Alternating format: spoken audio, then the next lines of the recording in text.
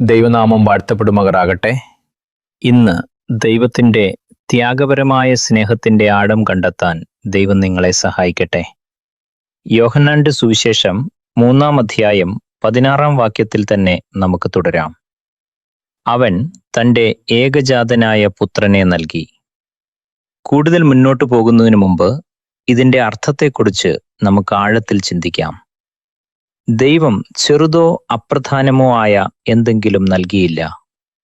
അവൻ തൻ്റെ ഏറ്റവും മികച്ചത് തൻ്റെ പുത്രനെ നൽകി. അവൻ ത്യാഗപരമായും പരമായും പൂർണ്ണമായും പിന്നോട്ട് വയ്ക്കാതെയും നൽകി.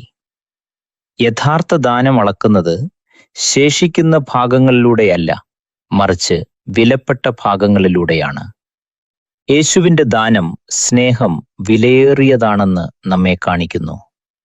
ത്യാഗപരമായ ദാനം ദൈവത്തിലുള്ള വിശ്വാസത്തെയും അവൻ്റെ ഉദ്ദേശങ്ങളോടുള്ള പ്രതിബദ്ധതയെയും പ്രകടമാക്കുന്നു. നമ്മുടെ ഏറ്റവും മികച്ചത്, നമ്മുടെ സമയം, വിഭവങ്ങൾ, ഊർജം നൽകുമ്പോൾ നാം പിതാവിൻ്റെ ഹൃദയത്തെ പ്രതിഫലിപ്പിക്കുന്നു. ഇത് നന്നായി മനസ്സിലാക്കാൻ ഈ ലളിതമായ ഉദാഹരണം പരിഗണിക്കുക.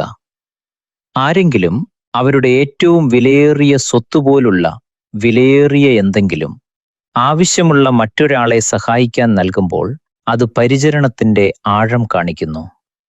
ദാനത്തിൻ്റെ മൂല്യം ബന്ധത്തിൻ്റെ മൂല്യത്തെ പ്രതിഫലിപ്പിക്കുന്നു. ഞാൻ ദൈവത്തിന് എൻ്റെ ശേഷിപ്പാണോ അതോ എൻ്റെ ഏറ്റവും മികച്ചതാണോ നൽകുന്നത്? നമുക്ക് നമ്മുടെ ഹൃദയങ്ങളെ പ്രാർത്ഥനയിലേക്ക് തിരിക്കാം. കർത്താവേ, അങ്ങയുടെ ഏറ്റവും നല്ലത് എനിക്ക് വേണ്ടി നൽകിയതിന് നന്ദി. ത്യാഗപൂർവം പൂർണ്ണ ഹൃദയത്തോടെ നൽകാൻ എന്നെ പഠിപ്പിക്കണമേ. ദാനം ചെയ്യുന്നത് വിലയേറിയതായി തോന്നുമ്പോൾ അങ്ങയിൽ ആശ്രയിക്കാൻ എന്നെ സഹായിക്കണമേ. എൻ്റെ ജീവിതം അങ്ങയുടെ ഔദാര്യത്തെ പ്രതിഫലിപ്പിക്കട്ടെ. യേശുവിൻ്റെ നാമത്തിൽ ആമേൻ.